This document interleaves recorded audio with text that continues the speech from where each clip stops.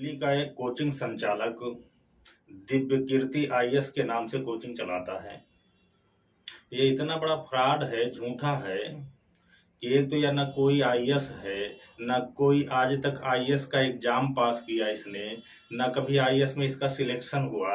अगर कभी हुआ है तो किस बैच में है और किस सन में हुआ है, थोड़ा सा उस पर प्रकाश डाले हो कि किस बैच का आईएएस इसने फाइट किया था, किस बैच के आईएएस में इसको सिलेक्शन मिला था और कौन सी इसकी रैंक आई थी, ये साबित करे। लेकिन एक झूठा अफवाह फैला करके दिव्य कीर्ति आईएएस के नाम से झूठी कोचिंग, झूठा प्रचार करके कोचिंग चलाने वाला ये वामपंथी हमारे हिंदू धर्म पे, हमारे सनातन धर्म पे आए दिन कुछ ना कुछ ओछी अनर्गल बात करता रहता है। हमारे सनातन धर्म पर उंगली उठाता रहता है। जो स्वयं कह रहा है, अभी एक किसी इंटरव्यू में उसने कहा कि हमने कभी ना रामायण पढ़ी, ना हमने कभी शास्त्र पढ़े, और वो एक किसी पुरुषोत्तम अग्रवाल की किताब का हवाला दे करके माता सीता के ऊपर उसने लांछन लगा दिया, उनके ऊपर टीका टिप्पणी कर रहा है और उस पे कोट कर रहा है पुरुषोत्तम अग्रवाल के लिए। अब पुरुषोत्तम अग्रवाल कौन है ये दुनिया जानती है। पुरुषोत्तम अग्रवाल वामपंथी विचारधारा के थे और वो रामायण हो, महाभारत हो, वेद हो, शास्त्र हो, हिंदू जितने भी सारे ग्रंथ हैं उन ग्रंथों को पढ़ करके वह केवल कमियां ही निकालेंगे और उस कमी को, एक भी कमी अगर मिल गई तो उस कमी को उछाल करके वो अपनी बात को रखेंगे और अपनी बात को सिद्ध करेंगे। इनको पूरी रामायण में, रामायण शतकोटि अपारा, माने 100 करोड़ रामायणों से भी ज्यादा रामायणों का व्याख्यान हमारे शास्त्रों में लिखा गया। हमारे तुलसीदास जी ने लिख दिया कि रामायण शतकोटि अपारा। तो आप कौन सी रामायण का व्याख्यान लेंगे, कौन सी रामायण का, आप कौन से रामायण की कौन सी पंक्ति लेंगे?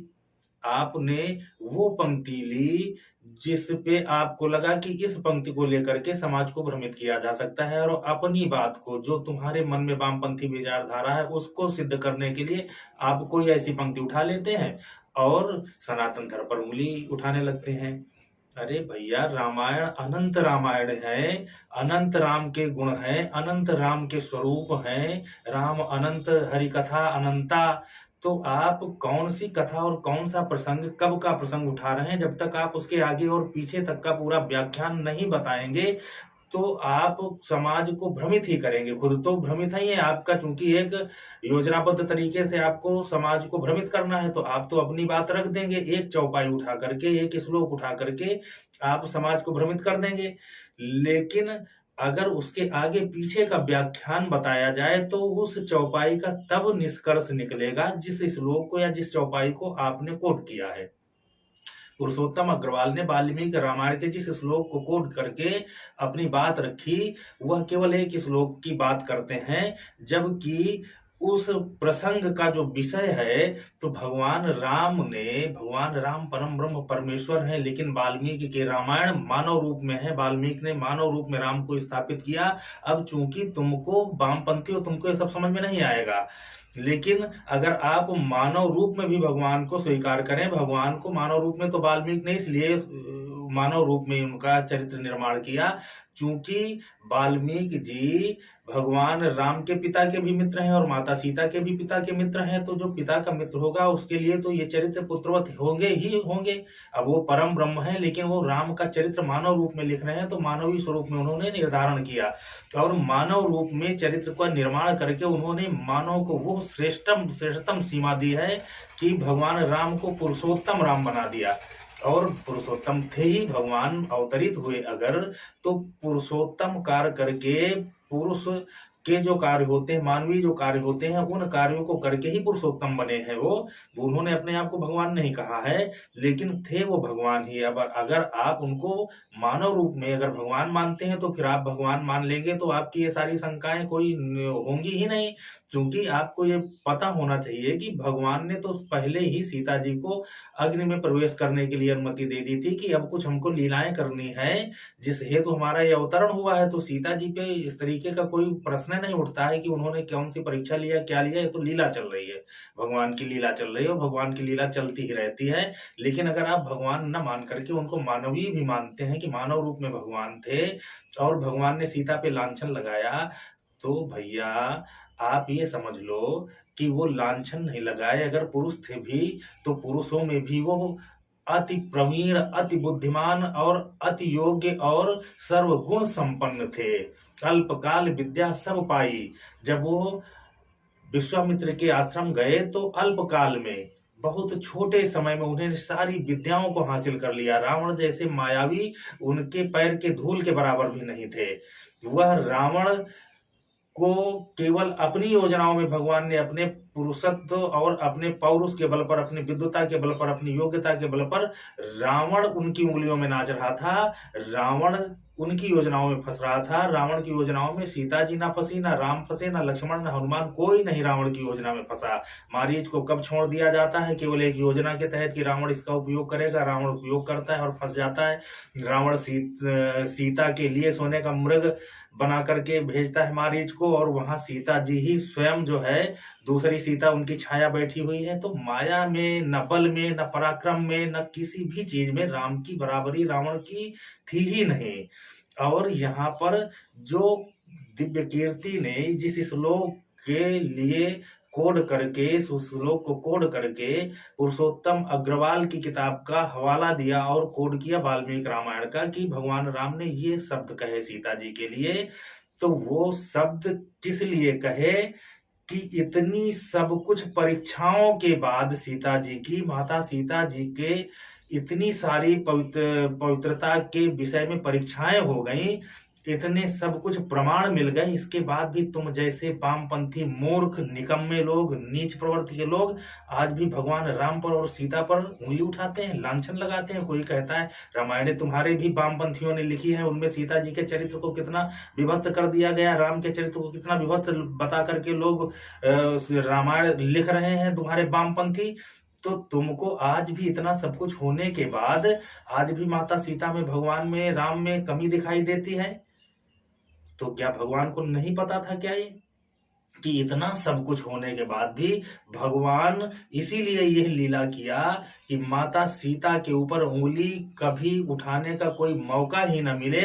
इसलिए उन्होंने यह परीक्षा लिया, किसी को ये ना लगे कि भगवान राम ने केवल अपनी इच्छाओं की पूर्ति के लिए और अपनी पत्नी की जिम्मेदारी का निर्वहन करते हुए इतना बड़ा युद्ध किया और इतना बड़ा संहार कर दिया, केवल अपनी पत्नी के लिए किया। इसी दिव्य कीर्ति ने इसके पहले कहा है कि हनुमान जी चाहते तो युद्ध टाल देते और इतना विनाश नहीं होता, लंका का विध्वंस नहीं होता, इतने लोग मारे नहीं जाते। इस मूर्ख को ये नहीं पता है कि रावण जैसे कुकर्मी आदमी को कितनी बार मौका भगवान ने दिया, उसका केवल एक ही दंड है जो भगवान राम ने दिया। भगवान राम ने कोई भी अवसर नहीं छोड़ा कि जिससे आप उन पर उंगली उठा सको।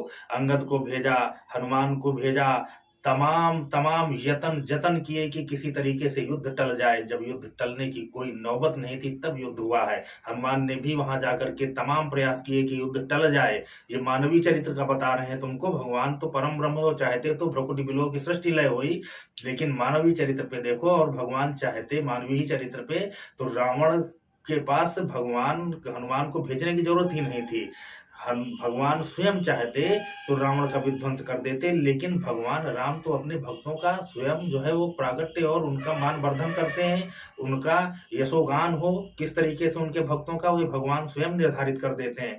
तो हनुमान के चरित्र का जो निर्माण करवाया गया भगवान के द्वारा, तो भगवान ने करवाया। और हनुमान जी का जो चरित्र निर्माण हुआ उस लंका कांड, सुंदर कांड से, तो वही चरित्र आज लोगों के हृदय में बसा हुआ है। यहाँ भी माता सीता को अगर वो बिना अग्नि परीक्षा के अगर अपना लेते तो भी तुम उनको यही तरीके भगवान पर उंगली उठाते और माता सीता पे उंगली उठाते जैसे आज उठा रहे हो। और इतना सब कुछ कराने के बाद भी उठा रहे हो, तो तुम जैसे जो नीच प्रवृत्ति के लोग हैं, ये भगवान अगर सामने खड़े हो जाएं तो भी तुम उंगली ही उठाओगे, क्योंकि तुम्हारा स्वभाव ही है सनातन का विरोध करना, ब्राह्मणत्व का विरोध करना और पवित्रता का विरोध करना, हिंदुत्व का विरोध करना। तुम अपना एजेंडा चला रहे हो।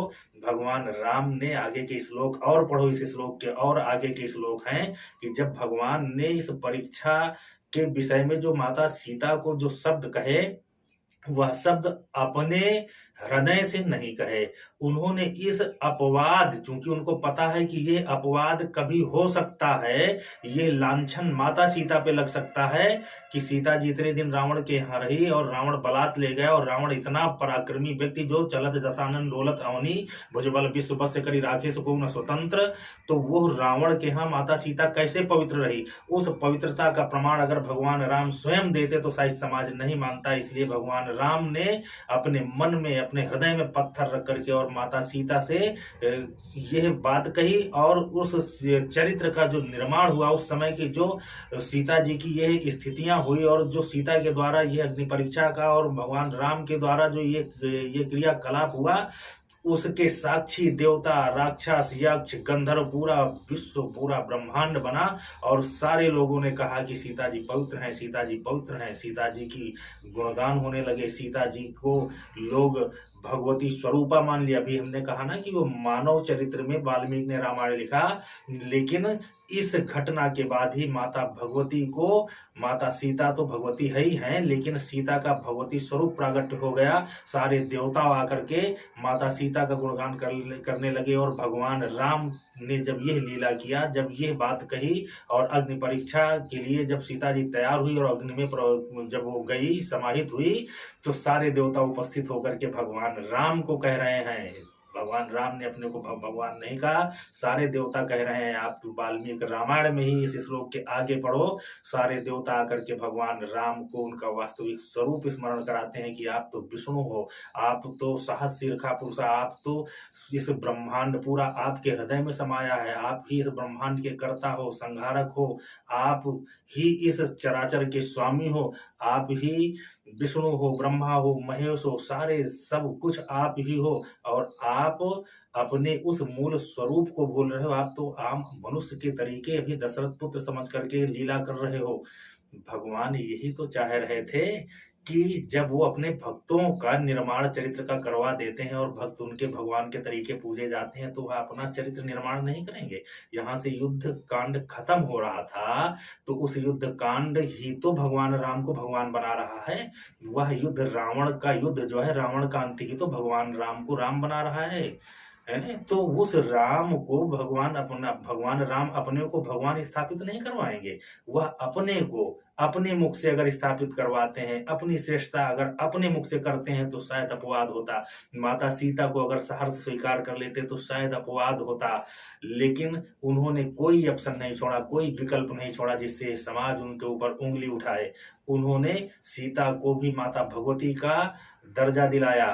भगवती है वो, उसमें कोई दो राय नहीं है, लेकिन उन्होंने मानवीय चरित्र में जो मानव रूप में यह लीला किया, उसी मानवीय रूप में सीता को वो परम दर्जा दिलाया जिसके लिए शायद कोई दूसरा कोई है ही नहीं है। और अपने आप को भी उन्होंने स्थापित किया, अपने भक्तों को स्थापित किया, और इस समाज में एक आदर्श परिपाटी की स्थापना किया।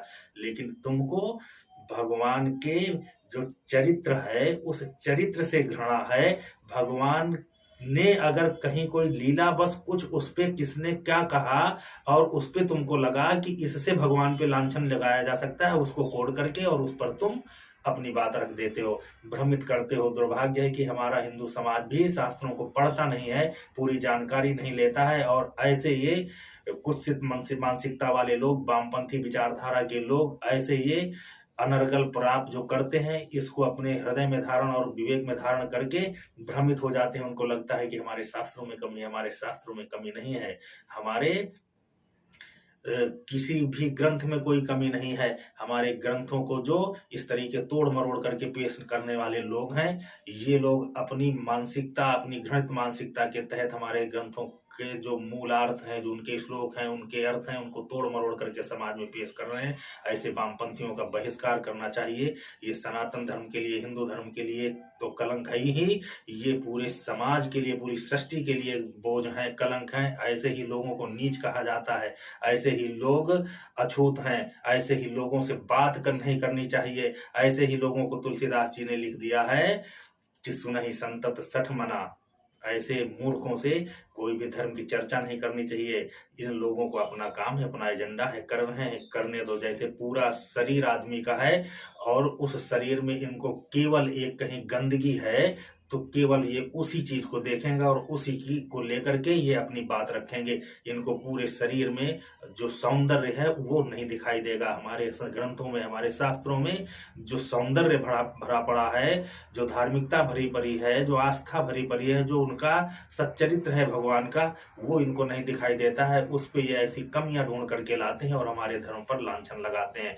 ऐसे वामपंथी, ना ये कोई आईएएस है दिव्य कीर्ति, ना कोई आईएएस का एग्जाम दिया और ना कोई ये आईएएस फाइट किया, ये कुछ भी नहीं है। केवल अपना एजेंडा चला रहा है और भ्रमित कर रहा है। और जिस दिव्य कीर्ति को समझना चाहिए कि तू जिस रावण की बात करता है, इस कलयुगी रावण का जो तू दलाल है इन भीमटों का, तो ये जो इनका आदर्श रावण रहा, जो उस समय का वास्तविक रावण था, वो नहीं सनातन का कुछ बिगाड़ पाया। तो तू इस रावण के भरोसे या तू अपनी विचारधारा के भरोसे क्या सनातन का बिगाड़ लेगा? तू अगर नहीं होता तो शायद सनातन धर्म में ये बात भी नहीं रखने का मौका मिलता। आज तेरी वजह से इस बात को रखा जा रहा है, जिससे लोगों को पता लगेगा। हमारे जैसे कितने लोगों के मन में तू घृणा का पात्र बन गया। लोग समझते थे कि तू एक शिक्षित है, तू अच्छी शिक्षा देता है, लेकिन आज तेरा चरित्र भर के तूने भगवान पे उंगली नहीं उठाई। तूने अपना चरित्र समाज में दिखा दिया कि तू क्या है। तू कुछ नहीं है, तू केवल इस समाज को तोड़ने वाला है। तू हिंदू समाज का द्रोही है, तू सनातन द्रोही है, तू ब्राह्मण द्रोही है। ब्राह्मण को तू क्या जानता है? ब्राह्मण तो उसको कहते हैं जो चरम सीमा में हिंदुत्व का जो पुनरुत्थान है, हिंदुत्व का जो चरमोत्थान है, जो हिंदुत्व का गौरवशाली, जो सबसे माने जो हिंदुत्व का चरमोत्कर्ष है, उस श्रेणी में पहुंचने के बाद लोग ब्राह्मणत्व को हासिल करते हैं। ब्राह्मणत्व कोई जाति से नहीं है, ब्राह्मणत्व ज्ञान से होता है। भगवान राम क्षत्रिय थे, लेकिन इनको भी ब्राह्मण कहा गया। ऐसे तमाम संत हुए हमारे जो जाति से दूसरी दूसरी जाति के थे, ब्राह्मण नहीं थे, लेकिन वो श्रेष्ठ हो गए और ब्राह्मण बन गए। विश्वामित्र ब्रह्मर्षि बने। ऐसे तमाम प्रमाण हैं। तो ज्ञान के बल पर लोग ब्राह्मणत्व को हासिल करते हैं और ब्राह्मण भी अपने नीचता के बल पर तेरे जैसे शूद्रत्व को प्राप्त होता है। और तू, अब हम तो तुझको क्या कहें, तेरी जात तुझको कुछ कह नहीं पा रहे हैं, लेकिन तू किसी लायक नहीं है। तू केवल इस समाज को बर्बाद करने वाला है। दिव्य कीर्ति